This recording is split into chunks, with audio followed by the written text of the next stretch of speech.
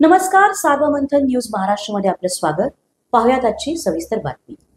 राहुरी येथील विठ्ठला लॉन्स येथे दिनांक 6 नोव्हेंबर रोजी रात्रीच्या दरम्यान विवाह सोहळा सुरू होता.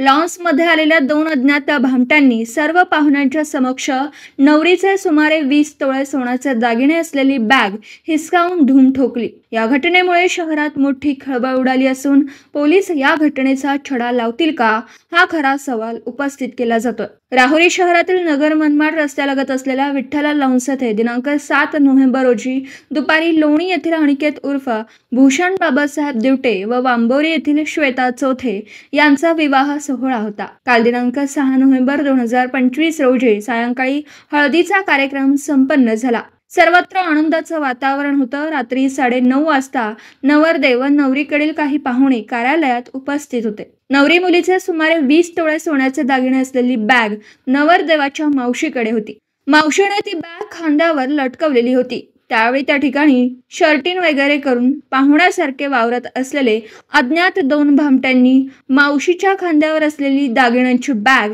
हिसकावून कार्यालयातून पळ काढत शिर्डीच्या दिशेने धूम ठोकली. महिलांनी आरडाओरडा केला, मात्र सदर 2ही भामटे पळून जाण्यात यशस्वी झाले.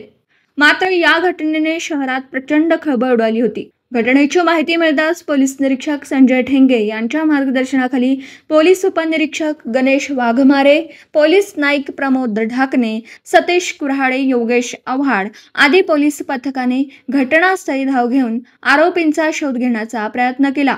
मात्र आरोपींचा काही शोध लागला नाही. पोलीस पथकाने विठ्ठला लॉन्स परिसरातील सीसीटीव्ही फुटेज तपासलं असता 2 भामटे बॅग घेऊन पळत असल्याचं दिसून आलं. पोलीस पथकाकडून आरोपींचा शोध सुरू आहे. राहुरी पोलीस ठाण्यात दुपारी उशिरापर्यंत गुन्हा दाखल करण्याचं काम सुरू होतं. राहुरीत वर्धमान ज्वेलर्सच्या दुकानात 60 लाखांचा 70 मुद्देमाल चोरी झाला आणि 5 तोळे पोलिसांनी हातात टेकवल्यात. तर संबंधित व्यापारी अद्याप पोलीस ठाण्याच्या चक्रावर. आपल्या गेलेल्या मालामध्ये बाल मिळवण्यासाठी व तुटपुंज मुद्देमाल ताब्यात देऊन एक प्रकारे त्या व्यापाऱ्याचे बोलूनच केली असल्याचं व्यापाऱ्यांनी म्हटलंय. सार्वमंथन न्यूज महाराष्ट्र, राहुरी, अहिल्यानगर. मंथन न्यूज महाराष्ट्राला लाईक करा, शेअर करा, सबस्क्राईब करा.